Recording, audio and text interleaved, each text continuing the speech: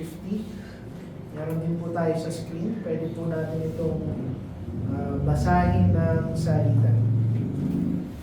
Sisimulan ko po. Sabi po dito again, the kingdom of heaven is like unto a net that was cast into the sea and gathered of every kind. Which, when it was full, they drew to shore and sat down, and gathered the good into vessels, but cast the bad away. So shall it be at the end of the world. The angels shall come forth and sever the wicked from among the just. And shall cast them into the furnace of fire. There shall be wailing and gnashing of teeth. Nanalangin po tayo. Panginoon, salamat po sa araw na ito. Salamat sa biyaya nyo, sa text na gagamitin nyo bilang warning, bilang paghahanda sa bawat isa, Panginoon, na siguraduhin ng aming eternidad, Panginoon, sa balang araw. Nawa, Panginoon, nausap kayo sa mensahe nito. Ingatan nyo ang pulpito namin, Panginoon, kailangan mataas, mahayag at makita ng bawat isa ang kanilang pangangailangan, Panginoon. Tawad nawa, Panginoon, sa aming mga kasalanan, nawa maging katanggap-tanggap sa inyo ang panambahan namin sa umaga nito. In Jesus' name we pray. Amen. Nakakauwi na po ang lahat. So, papasok po ulit tayo sa isa pang parabola sa Matthew chapter 13. At last time na kung saan, words of encouragement yung parabola ng ating Panginoon. Dahil tinuro sa atin kung paano tayo lalago kapag natutunan natin bigyang halaga yung kaharian ng Panginoon na parang isang yaman na nakabaon sa lupa o parang isang perlas na napakaganda. Pero ngayon, tuturo natin yung parable of the net o yung parabola ng isang lambat na ginagamit sa pangingisda. At pinapaalala sa atin ito na yung kaharian ng langit, hindi lang yan isang imbitasyon ngayon. Dahil barang araw, magiging accountability mo yan sa harap ng ating Panginoon. Sa simpleng kwento, itong parabola na ito, sinabi lang dito ng Panginoong Jesucristo na ang kanyang kaharian o yung mga kaluluwa na nakapaligid sa kanya ay parang isang, para silang mga isda at mga bagay na makikita mo sa ilalim ng dagat. Na kapag naghagis ka ng lambat, pag ikaw ay nangingisda, hindi mo naman kayang piliin kung anong isda yung makukuha mo. Pag naghagis ka ng lambat, lalo na sa karagatan, halo-halo yan. Minsan pa nga, hindi lang isda makukuha mo, makakakuha ka ng basura, mga bato, mga jellyfish, mga starfish. Lahat na pinangalanan nyo. Mga ano tawag doon, yung mga dahon, seaweeds. Kumbaga hindi lahat napapakinabangan ng mangingisda.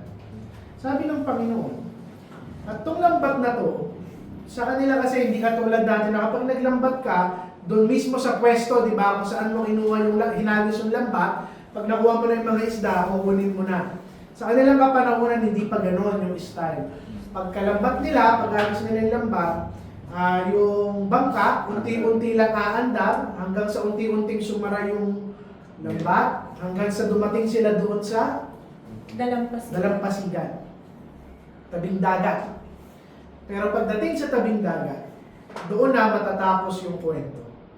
Dahil pagdating sa tabing dagat, ihihiwalay ng mga mangingisda, yung mga isda na kaya nilang pakinabangan, iingatan nila ito, itatabi nila ito, and everything else na nandun sa lambat, anong gagawin nila? Itatapon at susunugin. Ito yung parabola ng lambat na itinuturo ng Panginoon. Marami sa atin ang kung saan kinukonfronta ngayon ng salita ng Panginoon. Bakit? Dahil sinasabi sa atin ng parabola ito, hindi dahil na nagtapo ng lambat at napasama ka doon sa mga isda na gustong kunin ng ating Panginoon, hindi ibig sabihin yan, ligtas ka. Maaari na kung saan nagtapo ng iglesia ito ng salita ng Panginoon na parang isang lambat. Maaari na may mga kaluluwang pumapasok sa loob ng simbahan nito.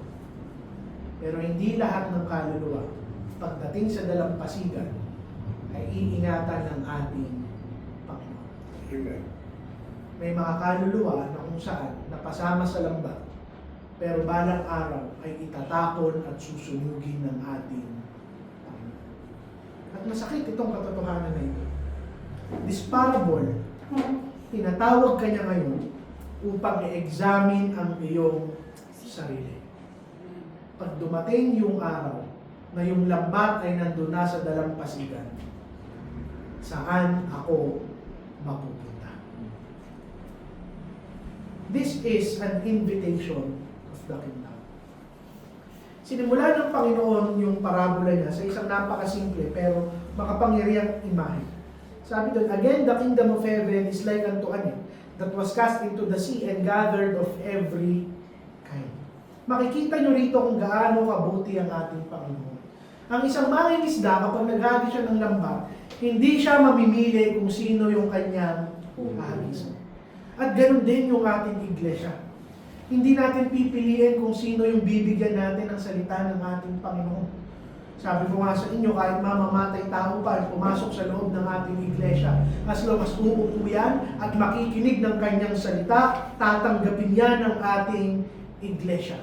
Makikita nyo na kung saan hindi namimili yung mangingisda kung sino yung tatapunan niya ng kanyang lambat. Openly, tinatapon niya yan sa karagatan at kung sino man yung marating niyan, ibibigay niya. At ganito rin yung pagpoproklama natin ng salita ng ating Panginoon. Lahat ng tao, bibigyan natin ng salita ng ating Panginoon. Wala tayong pipiliin.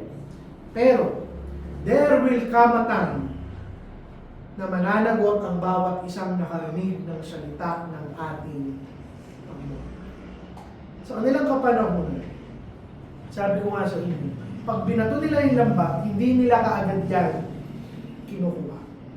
Dahil yung lahat ng makukuha nila, pipiliin nila yan pagdating doon sa dalampasigan, sa tabing dagat. In the same way, ganito rin yung ating pagpoproklama ng gospel. Wala tayong karapatang piliin kung sino yung ating babahagian. Walang pinipili yung ating iglesia. At walang itataboy na kaluluwa yung ating iglesia. Kahit ano pa yung class mo, ano pa yung estado mo, ano pa yung background mo, anong klaseng tao ka, kung ano man yung kasalanan mo, welcome ka sa iglesia nito upang makinig ng salita ng ating Panginoon. Lahat ng klase ng tao, mayaman, mahirap, may pinag-aralan sa wala, kailangan nilang makarinig ng salita ng ating Panginoon. At kahit ano pa yung estado mo sa buhay mo, iisa lang yung panawagan ng ating Panginoon. Magsisi ka sa iyong kasalanan. Isa lang yung panawagan niya. Hindi yung moralidad mo, hindi yung pagiging relihiyoso mo, hindi yung pagiging desente mo ang magliligtas sa'yo, kung hindi ang kamatayan ng ating Panginoong Hesukristo. At libre at malaya nating ibibigay ang katotohanan ito sa bawat isang tao at kaluluwa na dadalhin ng ating Panginoon. Ngayon, nire-remind tayo nung pamamaraan ng mga mangingisda kung paano sila magtapon ng lambat na hindi trabaho ng kahit sinong Kristiyano at ng iglesyang ito na i-screen yung lahat ng tao papasok dito at magde-decide tayo kung sino ang pwede at sino ang hindi. Lahat ng kaluluwa, faithfully, itatapon natin yung lambat ng ating Panginoon. Ang trabaho lang ng bawat isang Kristiyano is to preach the gospel. Mag-aral at magturo sa lahat ng klase ng tao at magtiwala sa Panginoon sa magiging resulta ng ating pagtuturo. Ibibigay natin sa lahat yung grasya ng Panginoon na libre rin nating natanggap. Makikita nyo dito ang sabi doon. Like unto the net that was cast into the sea and gathered of every kind. Ibig sabihin lahat ng pwedeng makuha doon sa karagatan, kanilang nakuha. May humahalo talaga kasama ng mga isda. Ibig sabihin din, hindi ibig sabihin na makakakita ka ng mga Kristiyanong nagpro-profess sila, yung mga Kristiyano ay Kristiyano talaga sila. Ibig sabihin, halo-halo sa loob ng isang iglesia. Walang perpektong iglesia. Naalala nyo yung pinakaunang parable na inaral natin, the wheat and the tares. Humahalo talaga yung damo sa tunay na palay. At ito rin yung sinasabi ng kwento. May mga basura, may mga halaman na humahalo doon sa mga isda na nahuli ng mga mangingisda. Ibig sabihin, there will be some churches na kung saan may mga lumulusot na mga tao na nagiging miyembro, nagiging parte ng katawan ng Panginoon, pero hindi talaga sila ligtas. But it doesn't mean na may karapatan tayong tanggalin ang mga taong ito. There will always be presence ng hipokresiya. Kahit nga sa mga tunay na Kristiyano, aminin man natin sa hindi, tunay tayong mga ligtas, pero may mga hipokresiya pa rin sa ating mga buhay. May mga itinuturo tayo na hindi natin na ipapamuhay. May mga pinaniniwalaan tayo na hindi natin napapamuhay perfectly. Pero ano yung punto ko? Yung pagkakaroon ng mga false converts sa loob ng mga iglesia, hindi niyan pinipigilan yung realidad na may mga tunay pa rin Kristiyano na tumatayo at tumitindig sa bawat isang church. Si Kristo mismo ang nagsasabi sa atin na napagtapon mo ng lambat, lahat ng klase ay iyong makukuha. Hindi lamang mga isda. And the visible church will always have diversity. At the same time, this is a warning para sa atin. At masakit itong katotohanan na sasabihin ko. Hindi dahil kasama ka sa loob ng lambat, ligtas ka. Hindi dahil nahuli ka ng lambat, kasama ka sa mga iningatan at iingatan ng ating Panginoon. Ano yung punto? Yung pagiging malapit sa salita ng Panginoon, pagiging malapit sa iglesia, it is not the same as being saved by Christ. Amen. Hindi ibig sabihin uma-attend ka, ligtas ka. Hindi ibig sabihin miyembro ka, ligtas ka. Hindi ibig sabihin pastor ka, ligtas ka. Hindi yun ang sukatan ng kaligtasan. Maraming tao ang nakikinig ng preaching. Maraming tao ang uma-attend ng simbahan. Maraming mga pastor ang kung saan alam na alam nila yung salita ng Panginoon. Maraming mga tao ina-associate nila yung sarili nila sa mga mananampalataya, and yet hindi na bago ang kanilang mga puso. Hindi simbahan yung usapan. Hindi yung pag-attend, hindi yung pag-upo, hindi yung pagtuturo ang usapan dito. Ang usapan dito, tunay bang binago ng Panginoon ang ating mga puso? Amen. Kahit gaano ka kalapit sa simbahan, kahit gaano ka kaalam sa salita ng Panginoon, kung hindi niya binago ang puso mo, hindi ka na nampalataya sa Kanya, para ka lang basura na nakasama doon sa lambat, na balang araw ay itatapon ng ating Panginoon. Kapatid, hindi mo kailangan panghabang buhay maging basura o bato o halaman sa dagat. Pwede kang maging isda na kung saan pinapahalagahan ng Panginoon. Nakita niyo yung wisdom dito. Pwede na kung saan, pagkabato ng lambat, hindi pa sila nakakapunta dun sa tabing dagat, kukunin na ng mga mangingisda yung mga isda at ihihiwalay na nila doon pa lang sa kanilang bangka. Na kapag may nahuli silang basura o bato o halaman, pwede na nila kaagad itapon pabalik doon sa dagat. Pero bakit kinakailangan makarating muna sila sa tabing dagat? Para ipakita sa bawat isa kung gaano kapasensyoso ang ating Panginoon. Kung bakit hindi ka pa kinukuha ng Panginoon, at kung bakit hindi niya pa ginugunaw yung mundo, at kung bakit hinahayaan niya yung lahat ng klase ng tao na pumasok sa loob ng ating iglesia. Binibigyan kanya ng oras. Ganon kabuti ang ating Panginoon. Binibigyan kanya ng pagkakataon na magsisi sa iyong kasalanan. Binibigyan kanya ng pagkakataon na itapon yung sarili mong kabutihan. Na hindi ito yung mga bagay na magliligtas sa iyo. Napakabuti ng ating Panginoon. Kung gugustuhin ng Panginoon na makita niya yung kadumihan ng mundo, kung gugustuhin niyang durugin ka agad yung mundo, katulad ng ginawa niya kay Noah, pwede niya yung gawin. Pero kahit kay Noah, sa tingin niyo bakit sobrang laki ng arko na pinabuo ng Panginoon? Para magkasya yung mga hayop? Kasi kahit patayin ng Panginoon yung mga hayop, kung gugustuhin niyang gumawa ng mga panibagong hayop, pwede niyang gawin. The reason kung bakit napakalaki ng arko, para matagalan si Noah buuin yung arko. Dahil pinagbibigyan niya yung mga tao ng panahon na magsisi sa kanilang kasalanan. At ito rin yung tanging dahilan kung bakit pa tayo binubuhay ng ating Panginoon. Kung hindi ka pa sigurado sa eternidad mo, tandaan mo na mabuti ang Panginoon. Nakasama ka ngayon sa lambat na ito at hindi ka pa dinadala ng Panginoon sa tabing dagat para masigurado mo yung kanyang kaligtasan.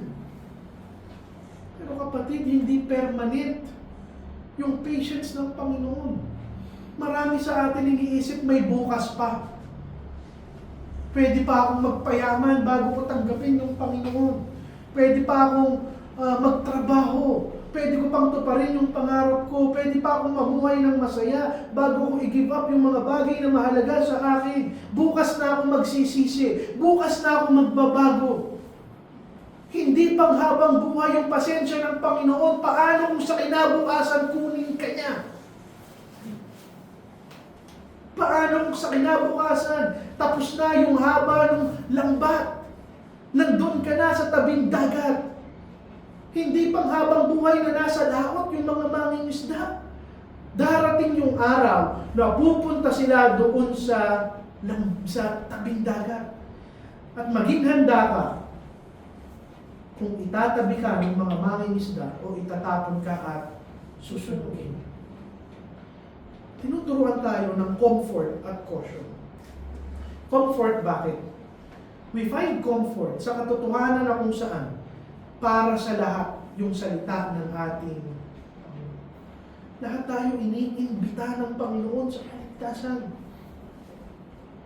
Pero, hindi lahat tatanggap sa ating Panginoon. Ano yung warning? Pag dumating yung araw na nandun na tayo sa dalampasigan, saan ka pupunta? That brings me to my next point. Hindi mo maiiwasan yung oras ng accountability mo sa harap ng ating Panginoon. Hindi natapos yung kwento sa karagatan.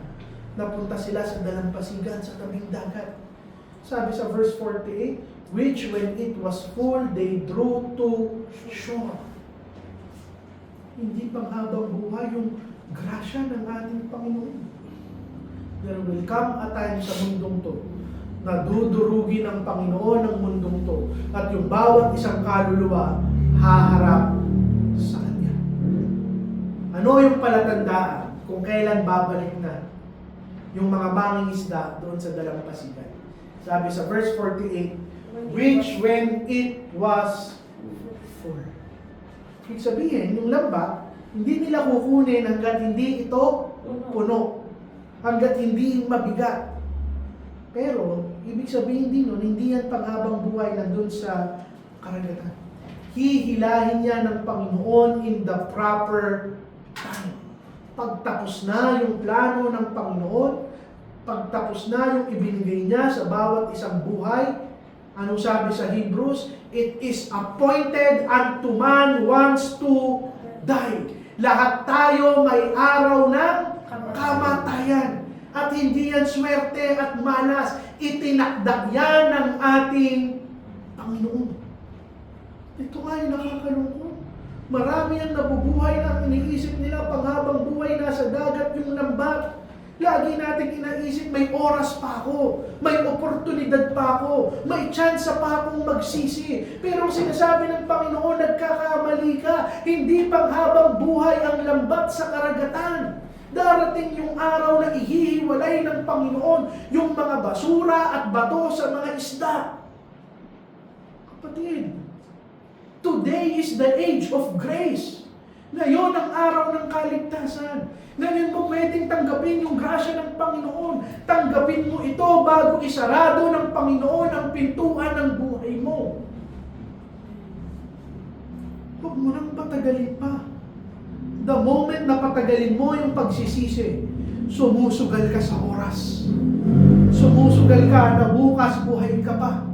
Sumusugal ka na bukas, hindi ka pahaharap sa ating Panginoon. That is why ang sabi ng Panginoon, ngayon ang araw ng kaligtasan. Amen. Ngayon ka magsisi. Ngayon ka tumanggap. Ngayon ka tumalikod sa kasalanan mo. Amen. Dahil yung dalampasigan, nire-representa niya yung katapusan ng mundo at katapusan ng buhay ng bawat isang tao. Alam niyo yung shore, iniisip nila na nag-iba lang yung lugar. Magmula sa dagat na punta sa tabing dagat, sa buhangin. Pero hindi, it is a change of condition. Anong ibig mong sabihin? Hindi ka lang nagpalit ng pwesto, nagpalit ka ng kondisyon. Dahil pagdating mo sa dagat, hindi na lumalangoy yung isda. Exposed na yung lahat. Sa dagat, hindi mo nakikita anong klase ng isda yung nahuli mo. Pagdating sa dalampasigan, ma-expose ang lahat. Ano yung punto ng Panginoon? Sa araw na ito, kapag nagtapon tayo ng lambat, hindi natin nakikita kung sino yung tunay at hindi tunay na Kristiyano. We cannot judge yung puso ng bawat isa. Pero the moment na humarap ka sa Panginoon, hindi siya magkakamali. Alam niya kung ikaw ay isa sa mga pinili niya. Pero hindi lang yun, it is appointed when it was full. Matalino ang Panginoon. Hindi niya hihilahin yung lambat hanggat hindi ito puno. It is the moment na kung saan pagdating sa dalampasigan, ito yung moment na inire-reveal ng Panginoon lahat ng itinatago ng ating mga puso. You can be a member. You can say na Kristiyano ka. Pwede ka pa nga maging pastor. Pero hindi mo matatago yung puso mo sa harap ng Panginoon. Kung kaya nating lukuhin yung bawat isang taong nakapaligid sa atin, pwede tayo magpanggap sa loob ng ating iglesia, balang araw hindi tayo makakapagtago sa ating Panginoon. Amen. Tingnan nyo. Walang makakaligtas doon sa dalampasigan. Yung isda ba yung pipili kung kailan siya pupunta doon sa dalampasigan pag nahuli siya ng lambat? Hindi. Ganun ka din. You cannot choose the timing of your judgment. Hindi mo kayang piliin kailan ka huhusgahan ng Panginoon. Sino sa inyo ang alam kung kailan siya mamamatay? Wala. Kaya paulit-ulit na sinasabi ko at sinasabi ng Biblia, ngayon ang araw ng kaligtasan. Malang araw magtatapos yung habag at awa ng Panginoon. Mayaman siya sa grasya. Pero balang araw matatapos yan. Isasarado niya yan. Kukunin niya na yung lambat. At uulitin ko yung tanong, saan ka pupunta? This brings me to my third point. Pagdating doon sa lawa, sa tabing dagat, magkakaroon ng huling paghihiwalay ang ating Panginoon. Sabi doon, so shall it be at the end of the world. The angels shall come forth and sever the wicked from among the just. Verse 48, and gather the good into vessels, but cast the bad away. Yung mga dating halo-halo, paghihiwalayin ng ating Panginoon. Alam niyo kung ikaw yung mangingisda, magiging careless ka ba? Hindi ka ba mag-iingat kung sa paano mo paghiwalayin yung nahuli mo? Hindi. Magiging sobrang ingat ka. Dahil sayang yung isda. Kung magkakamali ka ng tapon, sayang yung isda. Anong ginawa dito? And they sat down. Naupo sila. Iniisa-isa nila. Ine-examine nila. Intentional sila sa paghiwalay. Wala silang nahuli na lalaktawan nila. Hindi sila magkakamali. Yung bawat isang bagay na nakuha ng lambat nila, huhusgahan nila. At ito rin yung judgment ng ating Panginoon. Pagdating natin na humarap tayo sa Panginoon, hindi siya manghuhula. Anak ko ba to o hindi? Tumanggap ba to o hindi? Karapat dapat ba itong mapunta ng langit o hindi? Hindi ka pwedeng magtago sa likuran ng pangalan ng simbahan mo. Na Panginoon, parte naman ako ng simbahan ito. Hindi ka pwedeng magtago sa likod ng pananampalataya ng magulang mo. Na Panginoon, Kristiyano naman yung magulang ko. Hindi. Ikaw mismo yung huhusgahan ng ating Panginoon. Sa ating panahon, pwede natin lukuhin ng kahit sino. Pwede tayong magpanggap ng mga Kristiyano. Pero hindi natin malilinlang ang ating Panginoon. Anong sabi? Yung mga mabubuti, yung magaganda, yung mga isda, ilalagay niya sa kanyang taguan, i-preserve, iingatan. Pero lahat ng basura na makukuha sa lambat, itatapon. Ang sabi doon, cast away. Pag sinabi natin cast away, panghabang buhay niya na itatapon. Permanent. Hindi na magbabago. Alam mo sabi, pagkatapos siyang itapon, hindi niya lang itatapon, kanyang susunugin. Hindi na sila makakabalik doon sa karagatan. Ano yung punto? Hanggang dito na lang sa buhay na to yung pag-asa ng kaligtasan. Do not think na kapag namatay ka, may purgatorio na pwede ka pang mapunta sa langit. May pag-asa ka pang mapunta sa langit. Hindi. Ngayon ang araw ng kaligtasan. Mamamatay ka, either ligtas ka o hindi. And Jesus explains sa verse 49, so shall it be at the end of the world. The angels shall come forth and sever the wicked from among the just. Katulad ng wheat and tares. Yung mga Kristiyano ba yung pinaghiwalay ng Panginoon ng wheat at tares? Hindi. It was the angels. No, ano yung punto dito? Yung judgment, whether a man is saved or not, hindi yan ginagawa ng mga Kristiyano. Hindi yan ginagawa ng mga tao. Hindi yan ginagawa ng mga churches. It is God's angels, according sa kanyang authority, ang maghihiwalay sa ligtas at hindi. Anong ibig sabihin yan? Hinahumble niyan yung judgment natin bilang mga tao. Sinasabi ngayon ng Panginoon, wala sa atin ang capable husgahan kung sino ang tunay na ligtas at hindi.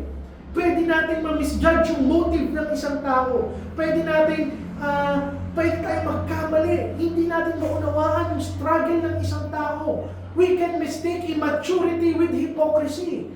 But angels, executing yung kagustuhan ng Panginoon, hindi sila magkakamali. At yung separation na gagawin nila balang araw, it will be final. Now, ito. Judgment belongs to God alone. Panginoon lang ang may karapatang manghusga kung sino ang ligtas at hindi. Ano lang yung trabaho nating mga Kristiyano at ng ating iglesia? Ihagis yung lambat. I-proclaim yung salita ng Panginoon. Ituro ang daan ng kaligtasan. Yun lang ang trabaho natin. Ituro ang bawat isa na si Kristo ang tagapagligtas. Pero Panginoon ang maghihiwalay balang araw. That is why paulit-ulit mong sinasabi, wala tayong itataboy sa ating church. May mga iglesia na pinili sila kung sino yung kayang magbigay, kung sino yung mayaman, kung sino yung matino, kung sino yung desente sa kanilang paningin. Hindi. Sa atin, lahat ng tao, tuturuan natin ang kanyang salita. At aasa tayo na yung mahuhuli ng ating mga lambat ay mga isda na kung saan pahahalagahan ng ating Panginoon. Yun lang yung ating trabaho. Now, may kita nyo kung sa paano maghihiwalay yung mga amin. Anong sabi nun? Whether you are wicked or just. Now, ang tanong, meron ba sa atin ang just? Meron ba sa atin ang mabuti? Wala. Yung just na yan, hindi niya titignan, o ikaw, itong taong to, namuhay ko ng mabuti, dito ka. Ikaw, namuhay ka ng masama, dito ka. Walang mabuti sa atin. Lahat tayong masama. Sino dito ang hindi nagnakaw? Kahit piso lang yung ninakaw mo, magnanakaw ka. Sino dito yung hindi nagsinungaling kahit isang beses sa kanyang buhay? Gaano man yung kaliit o kalaki, sinungaling ka. Sino dito ang hindi nagalit sa kapwa niya? Sasabihin natin, mas mabuti ako, hindi ako mamamatay tao. Yan sabi ng Biblia, magalit ka lang sa kapatid mo para ka nang pumatay. Sasabihin natin yung mga napapanood ko, sila mangangalon niya, ako hindi. Anong sabi ng Panginoon? Tumingin ka lang ng may kalibugan sa iyong mga mata para ka nang nangalon niya. Amen. Ano yung punto? Wala sa atin ang mabuti. Kahit ako bilang pastor, wala akong kabutihan na may pagmamalaki. Madalas yung mayabang tayo dahil iniisip natin, kinukumpara natin yung buhay natin sa ating mga kapatid. Tinitignan natin yung ibang tao. When in the first place, wala tayong ipinagkaiba sa kanila. Pare-pareho tayong marumi, pare-pareho tayong makasalanan. So paano paghihiwalayin ng mga anghel yung masama sa mabuti? Simple lang. Hindi kabutihan natin yung titignan ng mga anghel balang araw. Ang titignan nila, sino yung nakatanggap ng kabutihan ng ating Panginoong Hesukristo. Amen. Yun lang yung pinagkaiba. Pag namatay ka nang iniisip mo, mapupunta ako sa langit dahil mas mabuti ako sa kanila, matakot ka. Baka kasama ka sa mga itatapo ng Panginoon.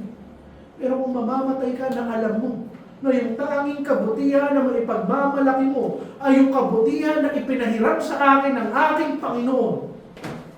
Ito yung kasiguraduhan ng iyong kaligtasan. And at the end, hindi ka naman tatanungin ng Panginoon. Hindi ka tatanungin sa ang iglesia ka umupo. Umupo ka ba sa harap o sa likod? Hindi ka tatanungin kung ano yung alam mo. Sino yung mga ka-church mo? Ligtas ba yung mga kasama mo? Hindi. Tatanungin niya sa'yo, nasa iyo ba yung aking anak o wala?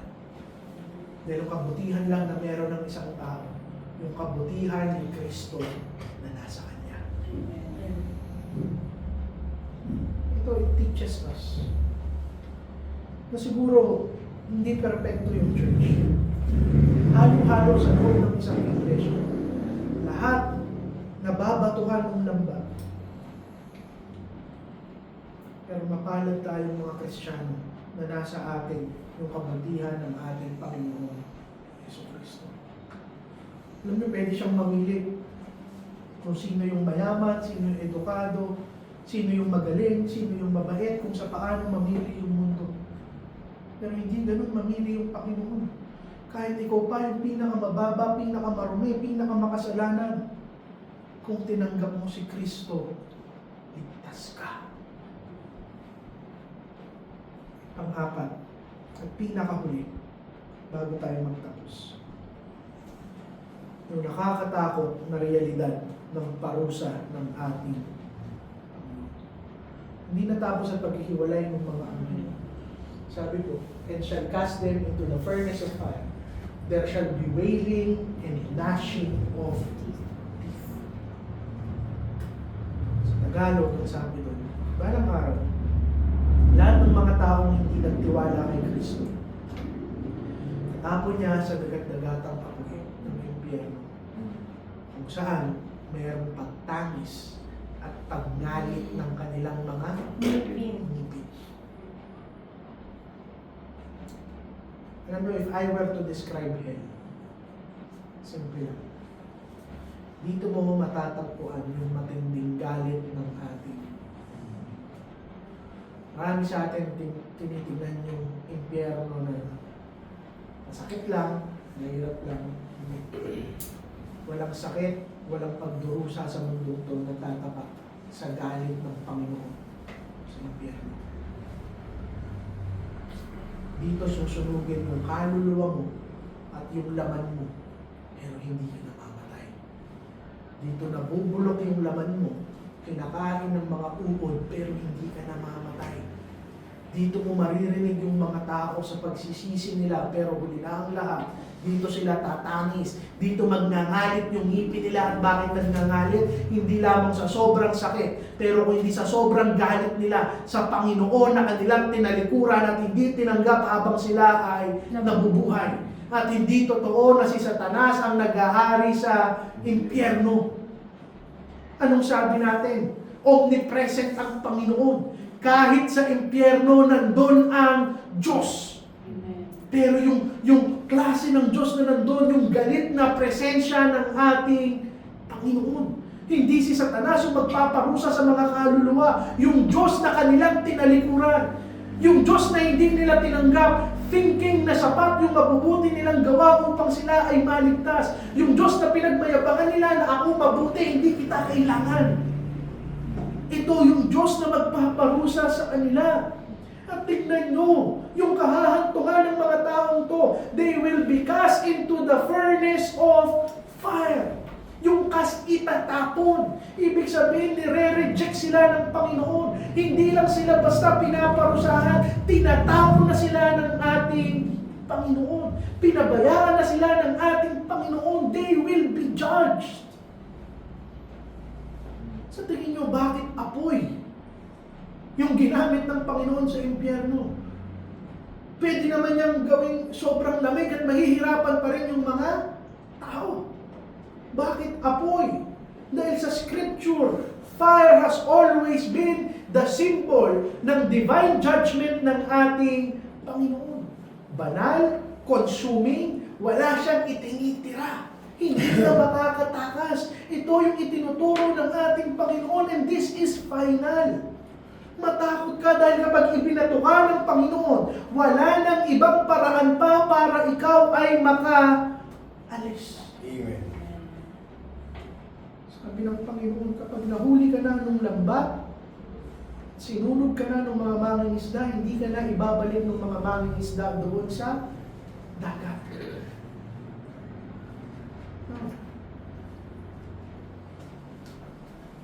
Ito yung masakit dito. May mga basurang itatapon at susunugin ng mga mangingisda. Dati silang kasama ng mga isda doon sa lambat. Ibig sabihin, kung nahuli sila ng lambat, nakarinig sila ng salita ng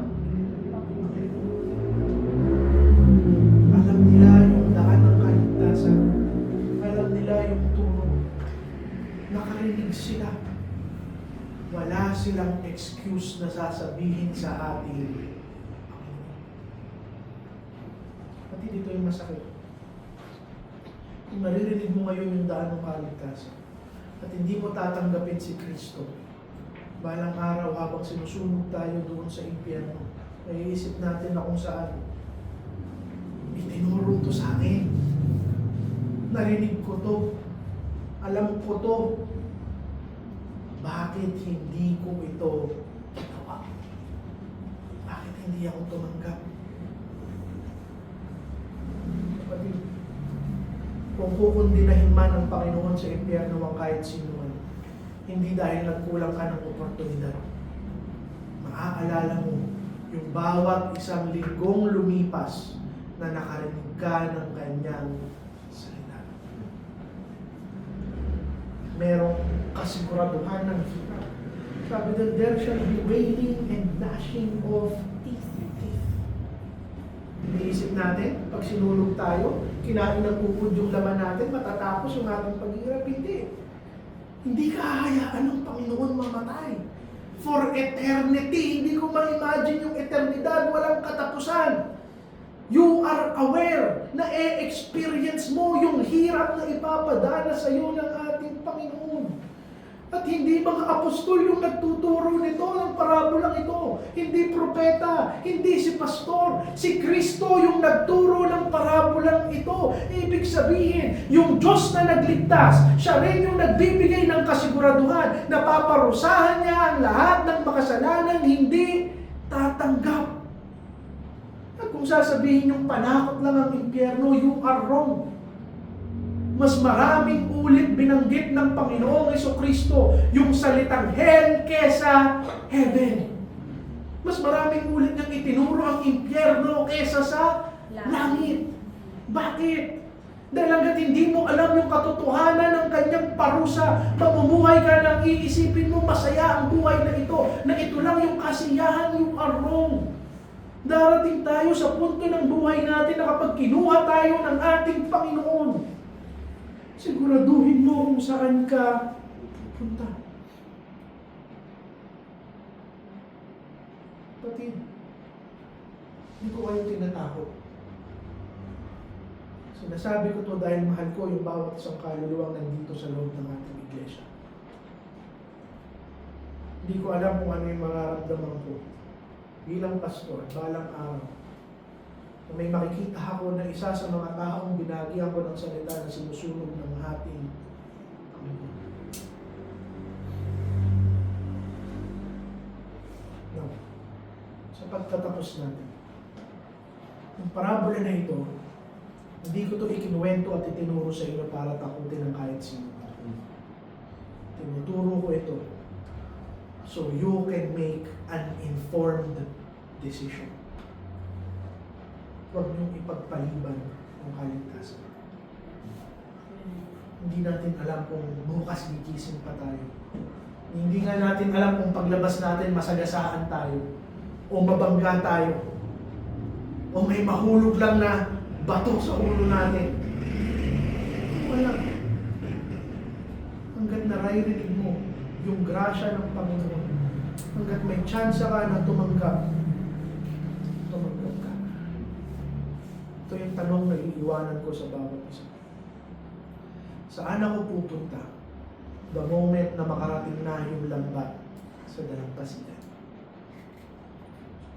Hindi mo tatanungin saan church ako umaten? Sinong pastor o kristyano yung kilala ko? Gaano ko katagal naupo sa bawat isang upuan ng simbahan? Hindi ito yung tanong.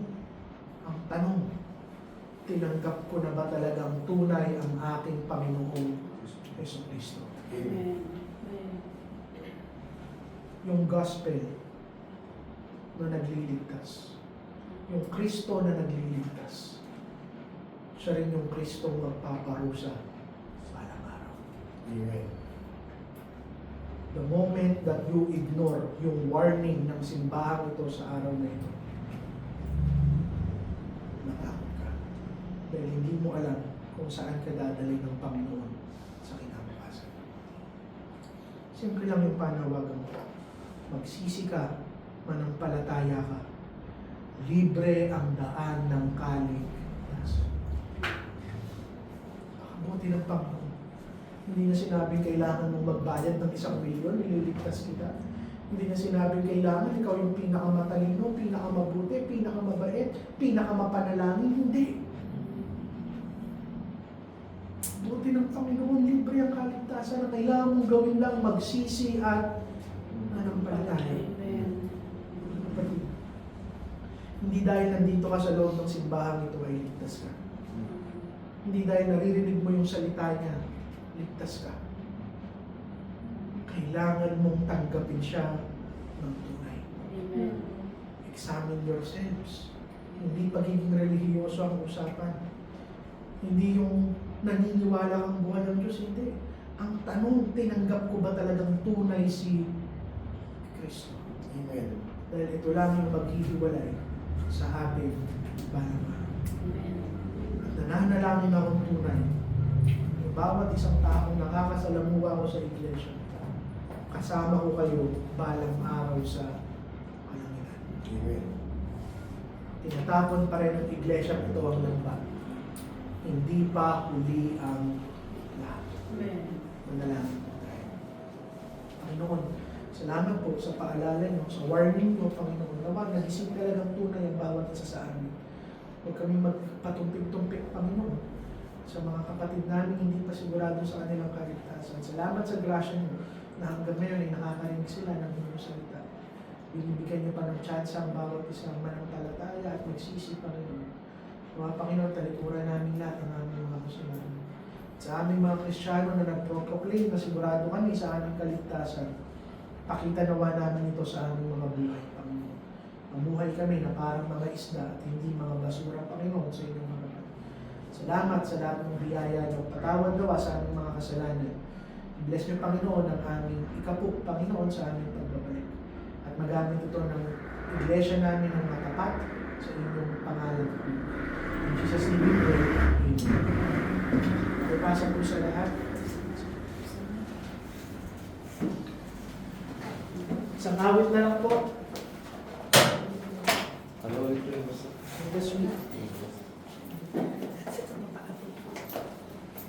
Ayun po tayong lahat. Sige po. Tumayo po tayo lahat. Awitin po natin ang hymnal. Sweet. Sweet tayo. Hymnal 120. Ano po ba tayo? 120. I am resolved. Yes, we. Mukhang wala ka. Sige po. Hymnal 120. One hand last lang. Sige po, dalawang verse lang po ang ating awitin. Verse 1 and verse number 3. Sige po. Sige po. In the sweet by and by, ready, sing. There's a land that is risen again, and by faith we can see afar, for the Father waits over the way to prepare us a dwelling place there. In the sweet by and by, we shall meet on the beautiful shore. In the sweet by and by, we shall meet on that beautiful shore. To our Father above, we shall offer the tribute of praise for the glorious gift of His love and the blessing that hallows our days. In the sweet by and by, we shall meet on that beautiful shore. In the sweet by and by, we shall be on that beautiful shore. Sige po, manalangin po tayo. Panginoon, maraming salamat po muli sa inyong mga salita. Panginoon, na pinahayag sa Panginoon, madami po namin ito sa aming pagpapalabol ng aming Espiritu, Panginoon. Naway ngayong araw po, ngayon po ay matanggap po namin sa aming buhay na kayo lamang po ang aming kinakailangan, Panginoon. Kayo po ang aming kaligtasan. Kayo pong tutubo sa aming mga kasalanan. Tawarin niyo po kami sa aming mga kasalanan. Pagkukulang, basbasan niyo po ang aming mga pagkain na pagsasalo-saluhan. Maging kalakasan ng aming lupang katawan. Ito lang po hinihiling namin sa pangalan ng ating Panginoon sa Kristo. Amen. Sige po, kain po muna tayo. Pakistop. Kahit sulang mo ko sa lamesa. Sige po.